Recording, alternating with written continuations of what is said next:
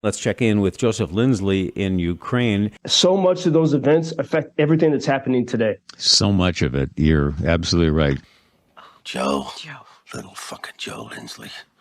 Joe Lindsley is quickly becoming an American treasure in broadcasting. Welcome to Ukraine Bank. Joseph Lindsley has been traveling. He went to Kharkiv. And, Joe, I trust the travels were safe. What's going on there today? Bob, good afternoon from Kharkiv, just about 30 miles from Russia.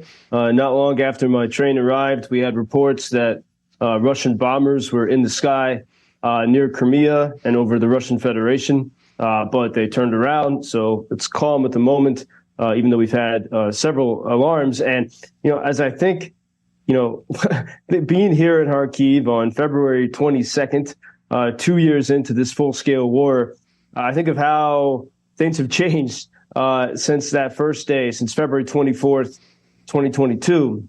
And, I was in Lviv when the full-scale invasion began. So I was, nearly as far away from Russia as one could be within Ukraine when Russia launched a full-scale invasion. And that day was absolutely terrifying. So even almost on the border of NATO and Poland and Europe, it was terrifying to be in Lviv. That first day, especially, we didn't know what to expect. We imagined there could be tanks coming down the street. And now, I think about, how you change and how we adapt. 2 years later, it's the anniversary, almost the eve of the anniversary of that full-scale invasion. And I'm 30 miles from Russia, even closer to the threat. And here in Kharkiv, and in a place that is frequently bombed. It's been pretty quiet the past few weeks, but from New Year's weekend and those first weeks of January, there was intense Russian attacks upon this city. And at any moment, because we're so close to Russia here, at any moment a missile could fall. And most often, I would say probably at least 90% of the time, when there is an attack on this city, it's always outside of an air raid alarm. So either but before the alarm can sound, or sometimes even moments after the all clear. And the reality of that is because Kharkiv is vulnerable for a couple of reasons. One, they don't have the air defense systems that Kyiv has. There's no Patriot missile battery here protecting the city, and because amazingly, after 2 years of the full scale invasion. After Russia throwing everything they can at Ukraine, Ukrainians still do not have permission from the United States and from many Western countries to use any weapons that have been supplied to hit targets on Russian soil. And so, the bases that are, maybe 30, 40, 50, 60 miles away from which Russia lobs missiles at this city, Ukrainians are not permitted to hit using Western equipment. We have seen in the course of the past year, Ukrainians have made several incursions with drones into places like Belgorod, which is sort of the nearest city in Russia to Kharkiv. And it's from Belgorod that so often the city of Kharkiv is attacked. And I remember it was in January, Ukrainians attacked Belgorod using drones. So, using the less sophisticated weapons. And I think it was 17. We were told that 17 Russians were killed. And the next day, the United Nations had a meeting to condemn Ukraine for attacking for attacking Russia. And so this is being here in Kharkiv, and that's really the reason why I'm here right now for the full scale, for the anniversary of the full scale war, is to remind people of this reality that despite all of the flag waving for Ukraine in the West, fundamentally, there's still a fear, or for whatever the motives could be different, but there still is a refusal to send weapons that Ukraine can use to put a stop to this. And Bob, despite that, I was here a year ago for the full scale for the anniversary, and the city was pretty quiet. There's traffic jams. Which is, here a traffic jam is a blessing. It makes people happy. It means that the city is alive. So much of the city has come back to life. I just took a walk through several blocks that were bombed in January. The windows are boarded up, but the shops that were damaged they're functioning. People they have conferences in underground chambers. At any moment you're ready to run. You have your shoes on. You got your go bag ready. But the city is functioning. Business is happening despite this constant threat.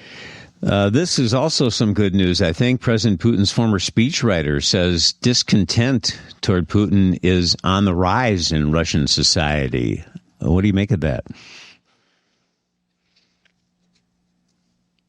As always, I don't, it's really hard to gauge that and to trust anything that comes out of Russia.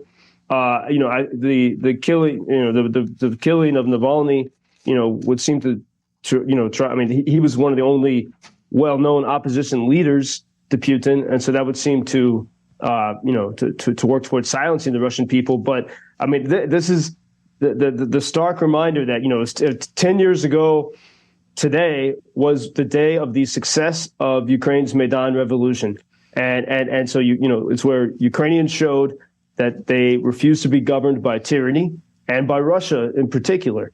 And Russians have not had these movements. They have not been willing to stand up to their regime. And as I looked back at the details of what happened today, 10 years ago, especially in Kyiv. So Viktor Yanukovych, who was sort of Putin's puppet, that was president of Ukraine. When Ukraine woke up this day 10 years ago, Yanukovych had vanished. It later turned out that he was here. He fled to Kharkiv from Kyiv. So I guess I sort of traced his trajectory today. And the parliament voted. The pro-Russian members of parliament had fled the country with Yanukovych. But the 380 or so members who were still in the parliament voted unanimously to remove Yanukovych from office. And there was this sort of strange.